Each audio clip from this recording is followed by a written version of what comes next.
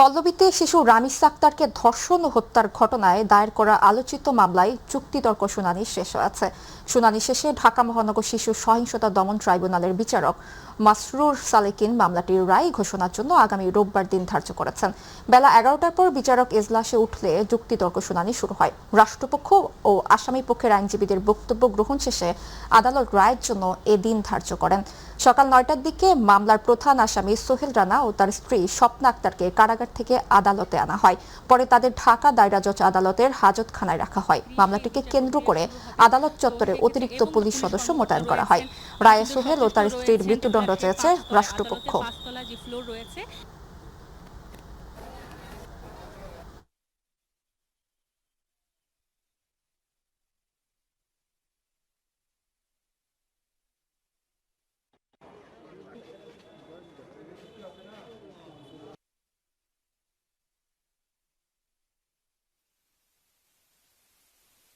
আমরা তারপর আর্গুমেন্ট করেছি এই মামলার ভিকটিম রামিসা আক্তারকে যেভাবে ধর্ষণ এবং হত্যাকাণ্ড ঘটিয়ে তার দেহ খণ্ড বিখণ্ড করে লাশ গুম করার জন্য যে কার্যক্রমগুলো করেছিলেন আসামি দ্বয়, একজনের সহায়তায় আরেকজন অর্থাৎ 1 নম্বর আসামি কর্তৃক 2 নম্বর আসামির সহায়তায় সেই ঘটনাগুলো সকল সাক্ষীর সাক্ষ্যে নিরঙ্কুশভাবে প্রমাণিত হয়েছে। 4 কার্য দিবসে অনবরত বিচার কার্য শেষে আজকে বিজ্ঞ আদালত যুক্তিতর্ক দিন ধার্য করেছেন। রাষ্ট্রপক্ষ এবং স্টেট ডিফেন্স লয়ার হিসেবে আসামি পক্ষে আমি যুক্তিতর্ক উপস্থাপন করেছি। আগামী 7 তারিখ 7/6/2026 তারিখ এই মামলা বিজ্ঞ আদালত রায়ের জন্য দিন ধার্য করেছেন। আশা করি বিজ্ঞ আদালত আগামী 7/6/2026 তারিখ রায় প্রচার করবেন। যেহেতু এই আসামি নিজেই গতকালকে বিজ্ঞ আদালতে নিজেকে দোষী বলে আদালতের নিকট ক্ষমা প্রার্থনা করেছে, সেহেতু আমি বিজ্ঞ আদালতে বলেছি তার সাক্ষ্য এবং রাষ্ট্রপক্ষের সাক্ষ্য আমাদের যুক্তিতর্ক অনুযায়ী বিজ্ঞ আদালত ন্যায় বিচার যেন প্রদান করে। বিএনপির উদার গণতান্ত্রিক নীতির কাছেই নির্বাচনে জামায়াত পরাজিত হয়েছে বলে মন্তব্য করেছেন স্থানীয় সরকার মন্ত্রী মির্জা ফখরুল ইসলাম আলমগীর। দুপুরে সাবেক রাষ্ট্রপতি জিয়াউর রহমানের 45তম মৃত্যুবার্ষিকী উপলক্ষে পিআইবি আয়োজিত আলোচনা সভায় তিনি একথা বলেন। মির্জা ফখরুল বলেন, বাংলাদেশের স্বাধীনতা সার্বভৌমত্ব রক্ষা করে নিজের অস্তিত্ব জানান দিয়েছিলেন জিয়াউর রহমান, আর বাংলাদেশকে নতুন করে যাত্রা শুরুর সুযোগ করে দিয়েছে জুলাই গণঅভ্যুত্থান। আর তথ্যমন্ত্রী জহিরুদ্দিন স্বপন বলেন, নিজেদের স্বার্থের সুরক্ষা দিয়ে কূটনৈতিক সম্পর্ক বজায় রাখবে বাংলাদেশ। বৈদেশিক নির্ভরতা বিবেচনা করেই কূটনৈতিক সম্পর্ক নির্ধারণের উপর গুরুত্বারোপ করেন তথ্যমন্ত্রী।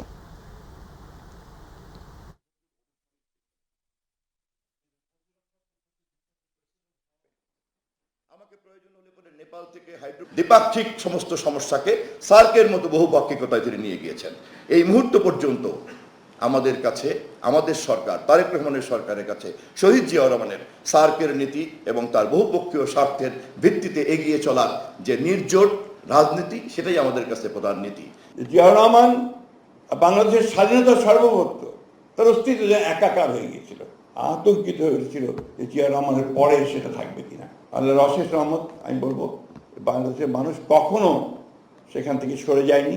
তারা বাংলাদেশকে হেফাজত করার জন্য সব সময় উঠে দাঁড়িয়েছে। বিরোধী দলীয় নেতা ও জামায়াত আমির ডক্টর শফিকুর রহমান বলেছেন, জনগণের স্বার্থে জামায়াত শক্তিশালী কণ্ঠস্বর হিসেবে কাজ করবে।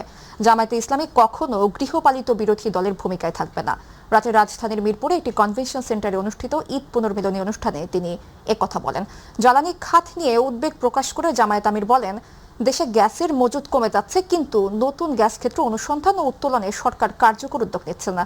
এদিকে বিদ্যুতের দাম বাড়ানোর প্রতিবাদে আজ সারা দেশে বিক্ষোভ কর্মসূচি পালন করবে জামায়াত। তেলের মূল্য বৃদ্ধি করা হলো 8 থেকে 12%। ঠিক 1 মাসের কম সময়ের ভিতরে আবার 3টা আইটেমে প্রায় 5 টাকা করে লিটার প্রতি আবার বাড়িয়ে দেওয়া হয়েছে, এবং আজকে আবার বিদ্যুতের দাম প্রায় 17% বাড়ানো হয়েছে। তো এই মরা মানুষগুলো এত বোঝা বহন করবে কিভাবে? জনগণের আয় তো বৃদ্ধি হচ্ছে না, বরঞ্চ বেকারত্বের মিছিল দীর্ঘতর হচ্ছে।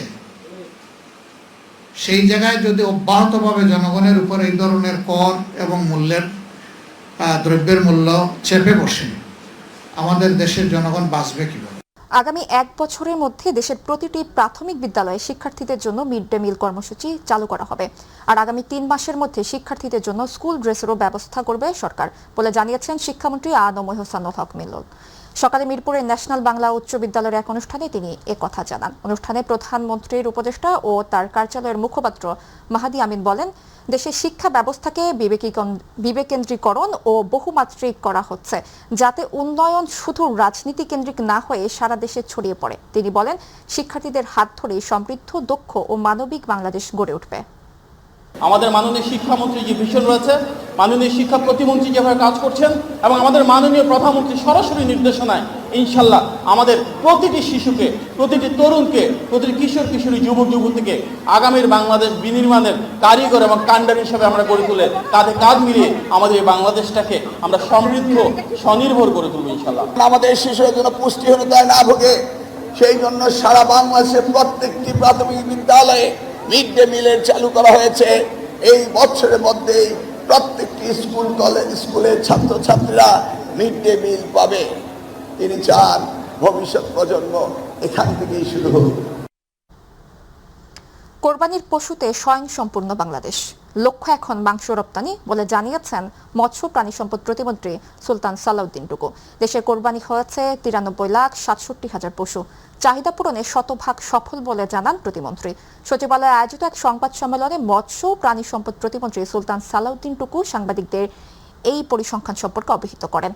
প্রাণী সম্পদ অধিদপ্তর থেকে সংগৃহীত তথ্যের ভিত্তিতে প্রতিমন্ত্রী আরও উল্লেখ করেন যে এবারে পশুর সংখ্যা আগের বছরের তুলনায় বিশেষ তাৎপর্য গ্রহণ করে।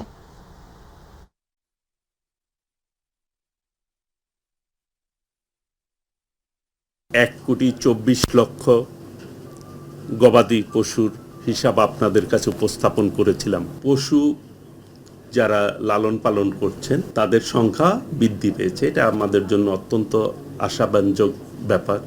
এই খামারির সংখ্যা বৃদ্ধি পাচ্ছে, আমরাই সাফিসিয়েন্ট, আমাদের চাহিদা মিট আপ হচ্ছে এবং সারপ্লাস যা থাকবে বাইরে সেটা আমরা রপ্তানি করবো, এই লক্ষ্যে আমরা কাজ করে যাচ্ছি। সামাজিক যোগাযোগ মাধ্যমে ছড়িয়ে পড়া হাজিদের 150টি লাগেজ কেটে মালামাল চুরির অভিযোগকে অসত্য বলে দাবি করেছেন বেসামরিক বিমান পরিবহন ও পর্যটন প্রতিমন্ত্রী এম রাশিদুজ্জামান মিল্লাত। তিনি বলেছেন, অভিযোগ ওঠার পর তাৎক্ষণিক তদন্তে বিমানবন্দরের সিসিটিভি ও বডি অন ক্যামেরার ফুটেজ পর্যালোচনা করে কোনো ধরনের মিসহ্যান্ডেলিংয়ের প্রমাণ পাওয়া যায়নি। সকালে সচিবালয়ের তথ্য অধিদপ্তরের সম্মেলন কক্ষে বেসামরিক বিমান পরিবহন ও পর্যটন মন্ত্রণালয় সম্পর্কিত সমসাময়িক ইস্যুতে আয়োজিত এক ব্রিফিংয়ে তিনি এ দাবি করেন। এবারই প্রথম হাজিরা খুব সন্তুষ্টির সাথে তারা হজ করতে গিয়েছেন এবং আসার পথে যদি কোনো ধরনের অসুবিধা হয় তার জন্য আমরা ক্ষমা প্রার্থনাও করেছি। কিন্তু যে ঘটনাটি নিয়ে আজকে আপনাদের আহ্বান করা হয়েছে সেই ঘটনাটি অসত্য, এই বিষয়টি আপনাদেরকে পরিষ্কার করার জন্য আপনাদেরকে আহ্বান করেছি। 4-5টা লাগেজ কাটা ছিল, ড্যামেজ ছিল 21টি টোটাল, এবং তাতে আপনার এটা কোনো মিসিং এর কোনো অভিযোগ ছিল না। এবং এটা আমাদের এখান থেকে যে হয় নাই তার ভিডিও চিত্র যদি আপনারা দেখতে চান, আমরা 3 মিনিটের একটা ভিডিও আছে, আপনারা ইচ্ছা করলে দেখতে পারেন, তাহলে বুঝতে পারবেন যে কোত্থেকে হয়েছে। প্রধানমন্ত্রী তারেক রহমানের সঙ্গে সৌজন্য সাক্ষাৎ করেছেন জাতিসংঘ উন্নয়ন কর্মসূচি ইউএনডিপি এর বাংলাদেশ অফিসের আবাসিক প্রতিনিধি স্টেফান লিলার। সকালে বাংলাদেশ সচিবালয়ে মন্ত্রিপরিষদ বিভাগে প্রধানমন্ত্রীর সঙ্গে এই সাক্ষাৎ অনুষ্ঠিত হয়। সাক্ষাৎকালে প্রধানমন্ত্রী তারেক রহমান এবং ইউএনডিপি এর বাংলাদেশ কার্যালয়ের আবাসিক প্রতিনিধি স্টেফান লিলার সৌহার্দ্যপূর্ণ পরিবেশে পারস্পরিক মতবিনিময় করেন। সাক্ষাৎকালে প্রধানমন্ত্রীর উপদেষ্টা ও প্রধানমন্ত্রীর কার্যালয়ের মুখপাত্র মাহাদি আমিন, বাংলাদেশ ইউএনডিপির strategic communication and outreach specialist Kirti Jai Pehri, সহকারী আবাসিক প্রতিনিধি আনোয়ারুল হক উপস্থিত ছিলেন। বাংলাদেশের অর্থনীতি বর্তমানে আর্থিক, সামাজিক ও উৎপাদনশীল খাতসহ বিভিন্ন ক্ষেত্রে বহুমাত্রিক চাপে রয়েছে বলে মন্তব্য করেছেন সেন্টার ফর পলিসি ডায়ালগ বা সিপিডি এর নির্বাহী পরিচালক ফাহমিদা খাতুন। তিনি বলেন, সাম্প্রতিক সময়ে অর্থনীতির কিছু সূচকে স্বস্তির আভাস মিললেও তা স্থায়ী নয়, বরং কাঠামোগত দুর্বলতাগুলো এখনও রয়ে গেছে। সকালে ধানমন্ডিতে সিপিডি কার্যালয়ের ব্রিফিংয়ে তিনি এসব কথা বলেন। ফাহমিদা খাতুন বলেন, চলতি অর্থ বছরের শেষ সময়ে এসে দেখা যাচ্ছে আর্থিক, সামাজিক এবং উৎপাদনশীল খাত চাপের মধ্যে রয়েছে। দেশের অভ্যন্তরীণ ও বৈশ্বিক রাজনৈতিক, অর্থনৈতিক পরিস্থিতির কারণে বিদ্যমান সংকটগুলো আরও ঘনীভূত হচ্ছে। এর প্রেক্ষিতে যে ব্যাংক খাত থেকে যদি এত বেশি বড় কিংবা ঋণ নেওয়ার হার বেড়ে থাকে, সেটা মূল্যস্ফীতি কিংবা বিনিয়োগের ক্ষেত্রে একটা নেতিবাচক প্রভাব সৃষ্টি করতে পারে। সেই ব্যাপারে সতর্ক থাকতে হবে। নতুন শিল্পায়ন, নতুন খাতকে প্রণোদনা দেওয়ার জন্য কিংবা উৎসাহিত করার জন্য, সাহায্য করার জন্য সরকার বিভিন্ন ধরনের উৎসাহ দিতে পারে, আর্থিক উৎসাহ, কিন্তু সেগুলোর একটা মেয়াদ থাকতে হবে, সেগুলোর একটা এক্সপায়ারি ডেট এবং যেটাকে আমরা বলি সানসেট ক্লজ, সেটা থাকতে হবে। এবং আরেকটা বিষয় এখানে গুরুত্বপূর্ণ, যেহেতু বাংলাদেশ এলডিসি থেকে উত্তরণ ঘটাবে, সেটা এই 3 বছর পরেই হোক কিংবা আমরা এক্সটেনশন পাই তারপরেই হোক, আস্তে আস্তে প্রস্তুতি নিতে হবে।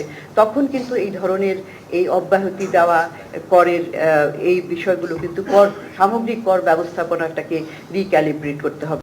নৌবাহিনী প্রধান অ্যাডমিরাল এম নাজমুল হাসান বলেছেন, বর্তমান সরকার ডকইয়ার্ড অ্যান্ড ইঞ্জিনিয়ারিং ওয়ার্কস লিমিটেডকে একটি স্বনির্ভর শিপইয়ার্ডে রূপান্তর করতে বিভিন্ন উদ্যোগ নিয়েছেন, যা হলে বড় আকারের যুদ্ধ জাহাজ নির্মাণ করা সম্ভব হবে। তিনি বলেন, বর্তমান সরকারের প্রতিরক্ষা শিল্পে মেড ইন বাংলাদেশ নীতিতে দেশীয় শিল্প গড়ে তোলার এবং সক্ষমতা বৃদ্ধিতে যে কৌশল গ্রহণ করেছেন, এই প্রকল্প তারই একটি অংশ। আজ নারায়ণগঞ্জের সোনাকান্দায় নৌবাহিনী পরিচালিত ডিইডব্লিউ নির্মিত 70 টন ক্ষমতা সম্পন্ন অত্যাধুনিক ফ্লোটিং ক্রেন বিএনএফসি বলিয়ান আনুষ্ঠানিকভাবে বাংলাদেশ নৌবাহিনীর নিকট হস্তান্তর অনুষ্ঠানে একথা বলেন।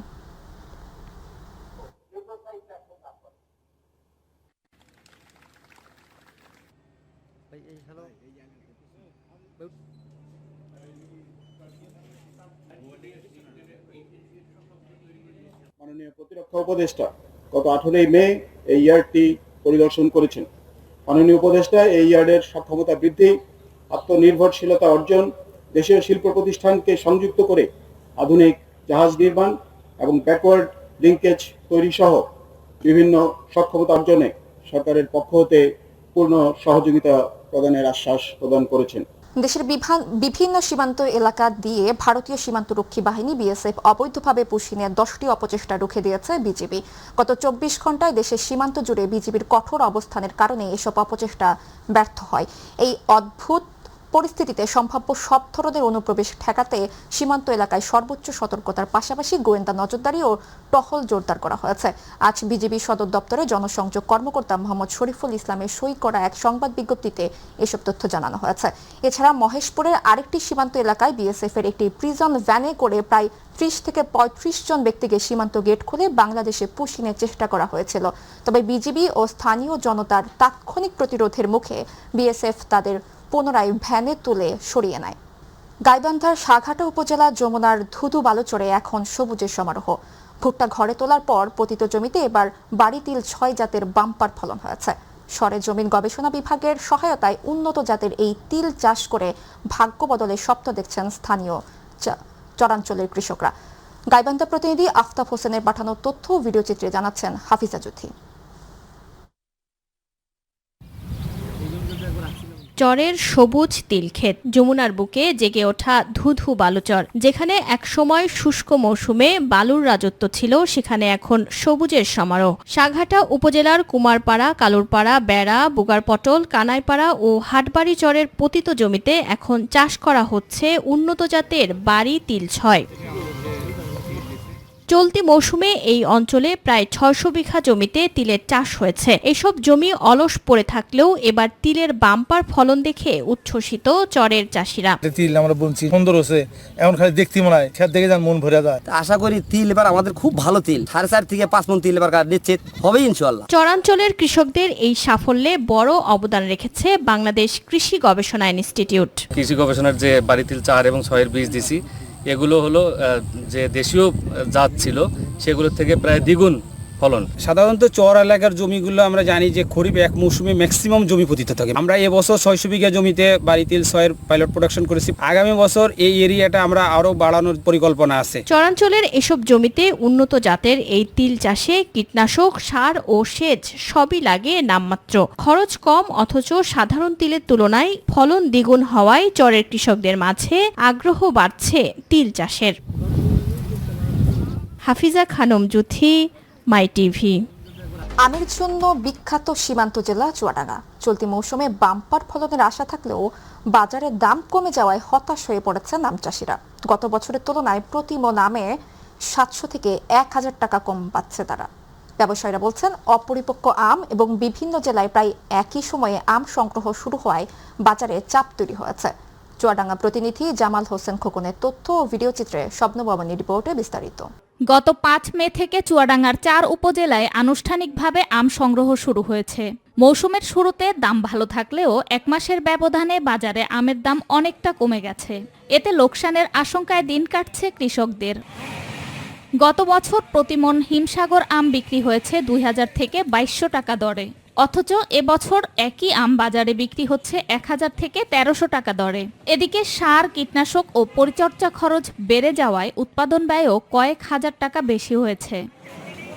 স্থানীয় ফল ব্যবসায়ীরা বলছেন, আমের পরিপক্কতা নিয়ে কিছুটা সমস্যা থাকায় ক্রেতাদের আগ্রহ কম। পাশাপাশি সাতক্ষীরা, রাজশাহী ও চুয়াডাঙ্গায় কাছাকাছি সময়ে আম সংগ্রহ শুরু হওয়ায় বাজারে সরবরাহ বেড়ে গেছে, যা দামের ওপর নেতিবাচক প্রভাব ফেলেছে।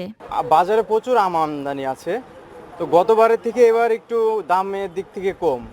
আর তার মূল কারণ হচ্ছে আমাদের এখানে, তারপর সাতক্ষীরা, রাজশাহী মোটামুটি সব ডেট এক হয়ে গেছে, ব্যাপার একটু কম আসছে আমাদের এদিকে। আমের আমদানি প্রচুর, কিন্তু ব্যাপারী সংকট। এই ব্যাপারীর কারণে আমরা একটু কম দাম পাচ্ছি, মানে চাষি যে দামটা পাওয়ার কথা সে দামটা পাচ্ছে না চাষি। সরকার যদি আমের দাম ধরতে দিবা, সরকারি কোনো একটা ব্যবস্থা করে, তাহলে আমাদের বাঁচবো, না হলে আমাদের বাঁচন নেই। চুয়াডাঙ্গা জেলা কৃষি সম্প্রসারণ অধিদপ্তরের তথ্য মতে এবছর জেলায় 2203 হেক্টর জমিতে আমের চাষ হয়েছে, যার উৎপাদনের লক্ষ্যমাত্রা ধরা হয়েছে 30,697 টন। গত বছরের তুলনায় এবছর খরচ অনেক বেশি, কিন্তু তার তুলনায় আমের দাম কম। আমরা অনুরোধ করব পরবর্তীতে যেন সরকার সিদ্ধান্ত নেয়, প্রত্যেকটা জেলায় যেভাবে, প্রত্যেকটা বিভাগে যেভাবে আম ভাঙা পড়ছে, যেন পর্যায়ক্রমে ডেটটা দেয়। এই ভুলটা যেন পরবর্তীতে না করে, তাহলে আমাদের বাংলাদেশের চাষিরা ক্ষতিগ্রস্ত হবে না এবং আমরা ভোগান্তির শিকার হব না। বিভিন্ন জেলায় আলাদা সময় নির্ধারণ করে আম সংগ্রহের তারিখ দেয়া হলে বাজারে চাপ কম থাকত এবং কৃষকরা ভালো দাম পেতেন। শবনম অবনী, মাই টিভি।